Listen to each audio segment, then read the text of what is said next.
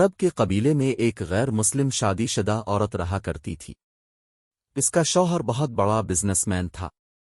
ایک مرتبہ اس نے سنا کہ ملک عرب یعنی مکہ میں اللہ کے آخری نبی جو اللہ کے محبوب نبی ہیں، ان پر ایک سورت نازل ہوئی ہے جس کا نام ہے سورت الفاتحہ، جس میں ہر بیماری سے شفا موجود ہے۔ وہ جس پر بھی دم کی جاتی ہے یا پڑھ کر پھونکی جاتی ہے وہ انسان اچھا ہو جاتا ہے، یہاں تک کہ اس میں بے شمار برکات ہے۔ اس میں اب عقیدے کی بات ہے، مسلم ہو یا غیر مسلم، اللہ پاک جس کے دل میں ایمان کی روشنی ڈالنا چاہے۔ اللہ کی قدرت کا تو اب سب کو اندازہ ہوگا۔ اب کسی شخص سے اس عورت نے سورت فاتحہ سیکھ لی، پھر جب اس نے سورت فاتحہ کا ترجمہ پڑھا تو اس کی آنکھوں میں آنسو آ گئے۔ وہ جب بھی یہ سورت پڑھتی تھی اللہ تعالیٰ اس کے بگڑے کاموں کو سنوار دیتا۔ ایک دن اس کے بیٹے کو ایک خطرناک زہریلے بچھو نے کاٹ لیا۔ بڑے بڑے حکیموں، طبیبوں کو بلوایا گیا، سب نے یہ کہہ کر جان چھڑوا لی کہ اس بچھو کا زہر بہت خطرناک ہے، اس بچے کا ہم کچھ نہیں کر سکتے، تمہارا یہ بچہ بس کچھ ہی دیر کا مہمان ہے۔ ماں کا رو رو کر برا حال تھا اور شوہر اپنے خداؤں کی عبادت کر رہا تھا، ان سے مدد مانگ رہا تھا۔ پھر جب کوئی حل نہیں نکلا تو اس عورت کو یاد آیا کہ سورت فاتحہ کے بارے میں اس نے پڑھا ہے کہ اس میں ہر بیماری سے شفا ہے۔ اس کے دل میں خیال آیا کہ اگر میں اسے پڑھ کر اپنے بچے پر دم کروں تو کیا میرا بچہ ٹھیک ہو جائے گا؟ کیونکہ اللہ تعالیٰ نے اس عورت کو ایمان کی طرف لانا تھا، اس کے دل میں اسلام کی محبت مزید پیدا کرنی تھی، تو اس کی زبان میں تاثیر دے دی۔ جب اس نے اس سورت کو پڑھ کر اس جگہ پر دم کیا جہاں بچھو نے کاٹا تھا تو اس کا لڑکا اٹھ کر بیٹھ گیا، اور جب اس نے سورت فاتحہ کو پانی پر دم کر کے پلایا تو وہ اٹھ کر ایسے کھڑا ہو گیا جیسے کسی بچھو نے کبھی کاٹا ہی نہیں تھا۔ اس کا شوہر دوڑتا ہوا اس کے پاس آیا اور کہنے لگا کسی طبیب نے اور کسی حکیم نے اسے ٹھیک نہیں کیا، تو تم نے ایسا کیا عمل کیا جو یہ بچہ ٹھیک ہو گیا؟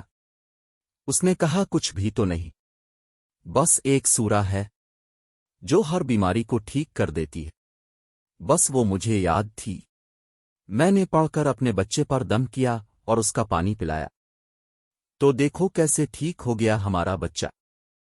اس کا شوہر بجائے خوش ہونے کے اس سے ناراض ہو گیا کہ یہ تم کیا جادو ٹونے کر رہی ہو۔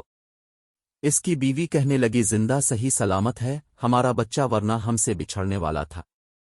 اس نے کچھ نہ سنا اور اپنی بیوی کو ڈانٹنے لگا کیونکہ اسے اسلام سے نفرت تھی۔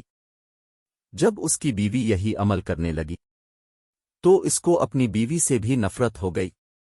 اب اس نے اس پر ظلم کرنا شروع کر دیا، ہر روز اس کو مارتا پیٹتا اور کہتا کہ اب میں نے تیرے منہ سے یہ سورہ سنی تو یاد رکھنا تیری کھال کھینچ لوں گا۔ اس کو اللہ کے کلام پر بالکل یقین نہیں تھا، جبکہ اس کی بیوی کو اللہ کے کلام پر یقین ہو گیا۔ اب اس عورت کو اللہ تعالیٰ نے کس طرح مدد کی یہ بھی بڑا ایمان افروز ہے۔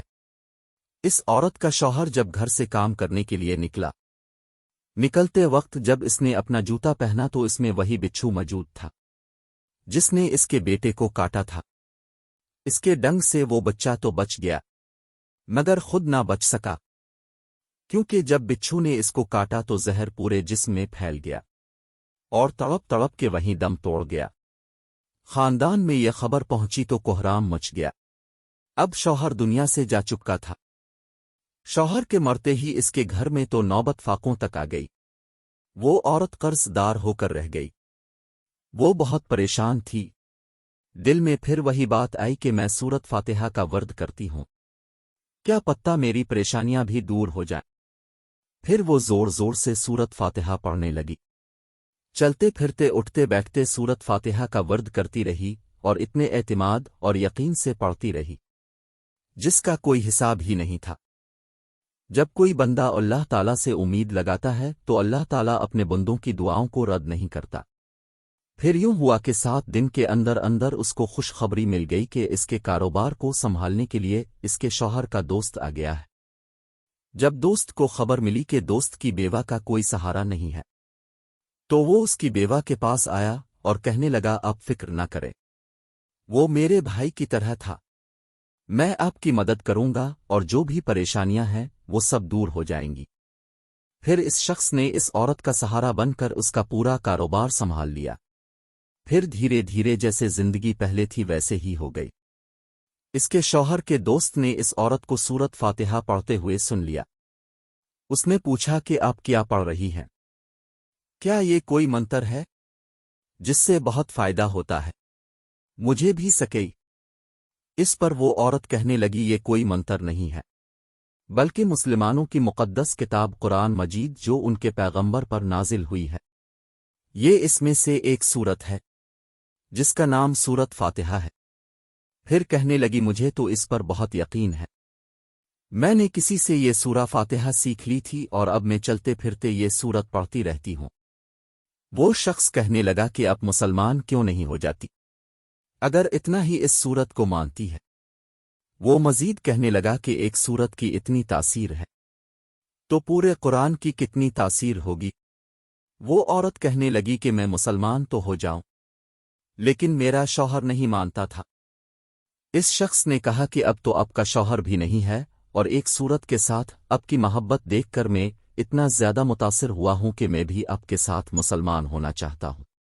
ہم دونوں قرآن مجید سیکھیں گے اور ضرور پڑھیں گے۔ وہ کہنے لگی جی، آپ نے بالکل صحیح کہا، اور یوں وہ دونوں مسلمان ہو گئے۔